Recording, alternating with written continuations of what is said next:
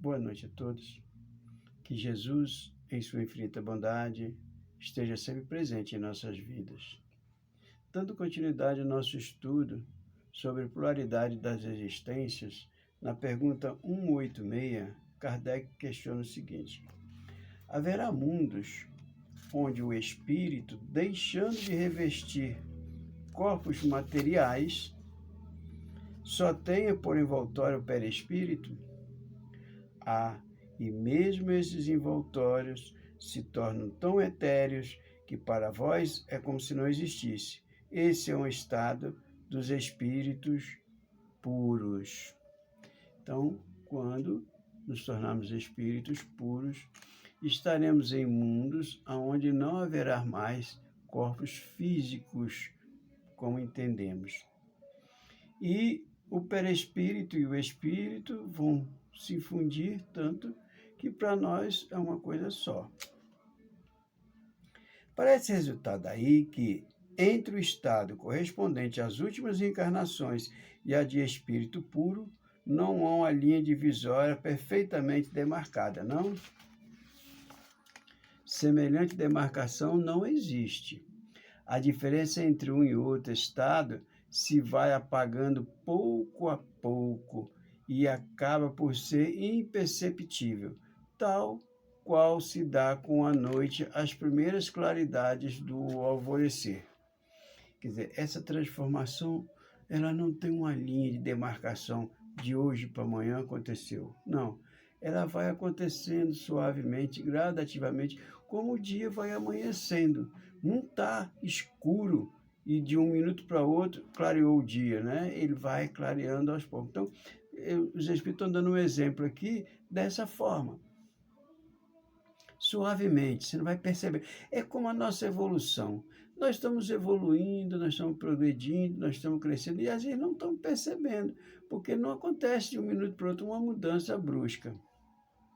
A substância do perispírito é a mesma em todos os mundos?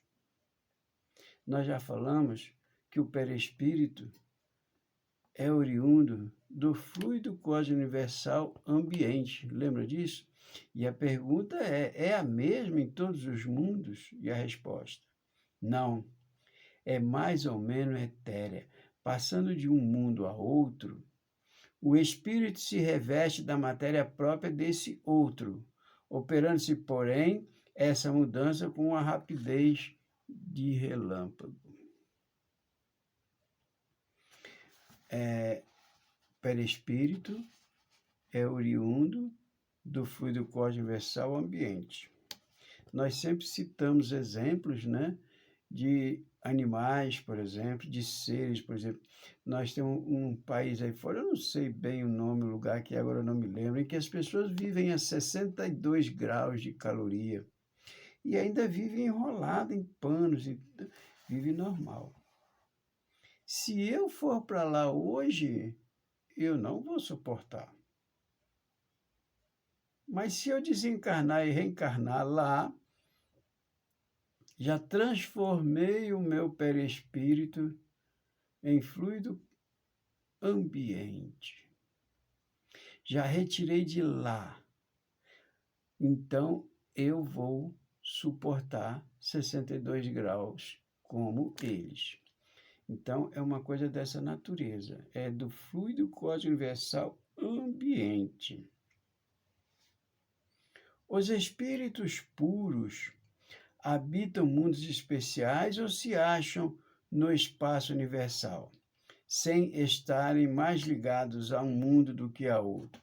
Como é que funciona essa coisa de espírito puro? Existe um mundo, um lugar específico para eles ou eles estão por toda parte?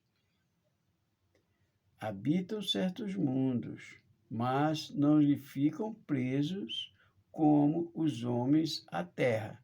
Podem, melhor do que os outros, estar em toda parte. Inclusive, o que seria de nós se esses espíritos tivessem um mundo específico, o qual não pudesse também sair de lá, né? Quer dizer, eles é que trabalham em nosso benefício. Eles são aqueles espíritos que a gente sempre lê lá no prefácio do Evangelho, quando diz os espíritos do Senhor, como as estrelas cadentes se espalham por toda a superfície da terra. Então, são espíritos puros, são trabalhadores ligados diretamente a Deus e que cuidam do universo, que trabalham para. Então, eles podem ter, sim, tem lugares específicos para eles habitar, mas eles estão por toda parte, eles vão a toda parte. Diferente da gente que não pode sair do planeta Terra. Desde o início de sua formação, goza o espírito da plenitude de suas faculdades, ou seja, as faculdades que temos hoje, os entendimentos, os esclarecimentos, a inteligência, nós gozamos dessa faculdade desde o início da nossa formação como espírito? Não, pois que para o espírito como para o homem também há infância. Em sua origem, a vida do espírito é apenas instintiva. Ele mal tem consciência de si mesmo e de seus atos. A inteligência só pouco a pouco se desenvolve. Quer dizer, então, nós não já surgimos como espírito com toda essa capacidade intelectual que temos hoje, com faculdade de raciocinar e pensar. Não. Fomos desenvolvendo pouco a pouco, uma criança, né? Que pouco a pouco vai desenvolvendo o seu intelecto, a sua formação.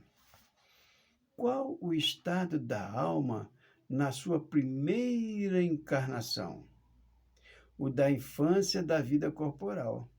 A inteligência estão apenas desbrochando. A alma se ensaia para a vida. Quer dizer, uma infância, passamos por ela, né? Para chegarmos aonde já chegamos hoje. Começamos simples e ignorante, sem conhecimentos de nada, e fomos desenvolvendo, estamos progredindo, crescendo, caminhando, e vamos continuar caminhando e progredindo sempre. A dos nossos selvagens são almas no estado de infância? De infância relativa, pois já são almas desenvolvidas, visto que já nutrem paixões. Quer dizer, então nós não temos entre nós esses espíritos primitivos na sua primeira fase de vida. Os selvagens que nós temos hoje, os que nós entendemos como primitivos, já têm vida própria, já têm um desenvolvimento, já passaram por vários períodos, tanto que já têm paixões. Surgiu paixões, surgiu desejos, surgiu livre-arbítrio, então já não são mais tão primitivos. Então as paixões são um sinal de desenvolvimento? De desenvolvimento, sim. De perfeição, porém, não. São sinal de atividade de consciência do eu, porquanto na alma primitiva, a inteligência e a vida se acham em estado de germes. Na alma primitiva, a inteligência se acha em estado de germes, se acha latente. Se você já está desenvolvendo a sua inteligência, né, sinal que você está progredindo. Então, as paixões são um sinal de desenvolvimento, de crescimento. Você está desenvolvendo, você está crescendo. Não de perfeição. Perfeição ainda está longe para nós, mas já estamos a caminho, né? Pode alguém, por um proceder impecável na vida atual, transpor todos os graus de aperfeiçoamento e tornar-se puro sem passar por outros graus intermediários? Pergunta muito sábia essa, né? Muito inteligente. Mas ela tem uma resposta fantástica. Mas, entenderam a pergunta? Podemos ter uma vida impecável hoje, fazer tudo com perfeição e se tornar espírito puro assim que desencarnarmos? Essa é a pergunta. É uma das coisas que todos nós almejamos, né? Até mesmo para não precisar voltar ao corpo físico, esse vale de dor e sofrimento e ranger de dente, como nós estamos vendo hoje aí. Olha a resposta. Não. Pois o que o homem julga perfeito, longe está da perfeição. Há qualidades que lhe são desconhecidas e incompreensíveis. Poderá ser tão perfeito quanto comporte a sua natureza terrena, mas isso não é a perfeição absoluta. Dá-se com o espírito o que se verifica com a criança que, por mais precoce que seja, tem de passar pela juventude antes de chegar à idade de madureza. E também como com o enfermo que, para recobrar a saúde, tem que passar por convalescência. Demais, ao espírito cumpre progredir em ciência e em moral. Se somente se adiantou num sentido, importa se adiante no outro para atingir o extremo superior da escala. Contudo, quanto mais o homem se adiantar na sua vida atual, tanto menos longas e penosas serão as provas a seguir. Quer dizer, é muito compensador o nosso esforço hoje para adquirirmos o máximo que pudermos de perfeição, porque isso vai adiantar para a gente, vai acelerar o nosso progresso, vai diminuir o nosso tempo de sofrimento e ranger de dente. Mas é importante que um espírito puro tenha progredido em todos os estágios da vida, tanto moral como intelectual. Isso é algo fundamental. Então, que nós nos esforcemos para nos aperfeiçoar o máximo que pudermos nesta encarnação, para ir diminuindo o sofrimento nas outras e aumentando cada vez mais o nosso progresso. Mas de uma para outra não tem como ninguém se tornar espírito puro. Existe um caminho muito longo até a perfeição, principalmente o caminho do conhecimento, que é o que muito pouco fazemos. Nos tornamos mais rápido, às vezes, espíritos bons, bondosos, benevolentes, né? Mas nós temos muita dificuldade ainda para estudar, para entender a vida, para entender a ciência, entender o crescimento das coisas. Estudamos muito pouco ainda. E não é falta de recurso, não é falta de literatura. Nós temos grandes obras aí que nos traz grandes conhecimentos. Se pegarmos, sem contar hoje tantas e tantas obras maravilhosas que nós temos, né? Como esse último livro que o Divaldo lançou, No Rumo da Evolução, No Rumo do Mundo de Regeneração. Mas se pegarmos as obras de André Luiz, que são 17 obras ou 18, e lermos desde o nosso lar até o último, que é A Vida Continua, se lermos todas essas obras de André Luiz e analisar, olha, a gente aprende tanta coisa que é inconcebível se entender tudo isso aí sem estudar. Quando você começa a ler essas obras, você fica deslumbrado, porque é tanto conhecimento, é tanta coisa que ainda foge ao nosso entendimento. Então é muito bom. Essas obras de André Luiz são fantásticas. Quem teve a oportunidade de ler todas as 18 obras, ou 17, não me lembro agora, acho que são 17, sabe do que eu estou falando. Adquire conhecimentos assim que fantástico. Então é muito importante a gente procurar crescer espiritualmente, mas crescer cientificamente também. Moral e intelectual, duas asas as quais precisamos para voar até os mundos puros.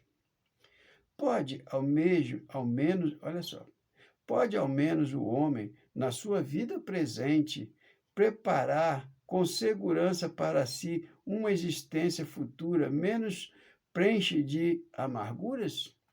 Sem dúvida, pode reduzir a extensão e as dificuldades do caminho. Só os descuidosos permanecem sempre no mesmo ponto. Isso a gente já fala há tanto tempo.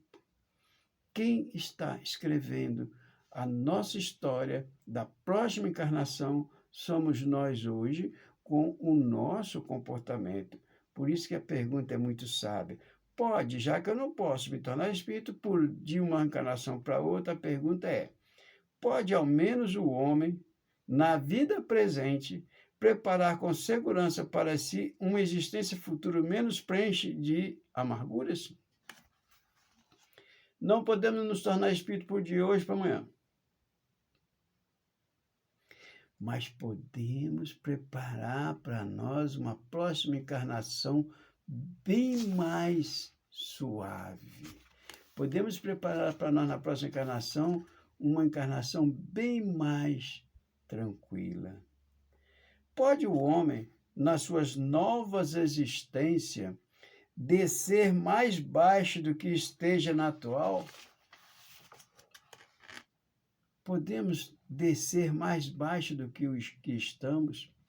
Com relação à posição social, sim. Como espírito, não. Vamos entender isso. O que é com relação à posição social? Muitas das vezes, hoje, nós estamos num pedestal, nós estamos num patamar social alto, estamos numa vida de luxúria, de riqueza, estamos num poder.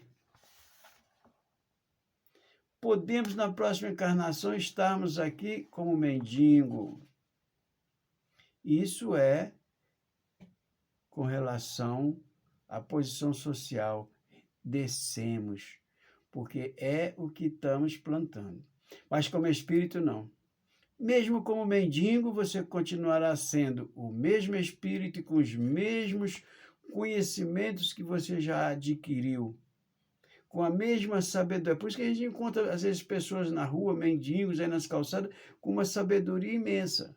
Por quê? Porque ele é um espírito que já adquiriu grandes conhecimentos, e como espírito ele não regrediu, mas na vida social, sim, ele regrediu. E isso nós temos que ter muito cuidado. Se lermos o livro Céu e Inferno, nós vamos ver lá muitos exemplos de espíritos felizes, espíritos infelizes, e vamos ver vários exemplos desta natureza.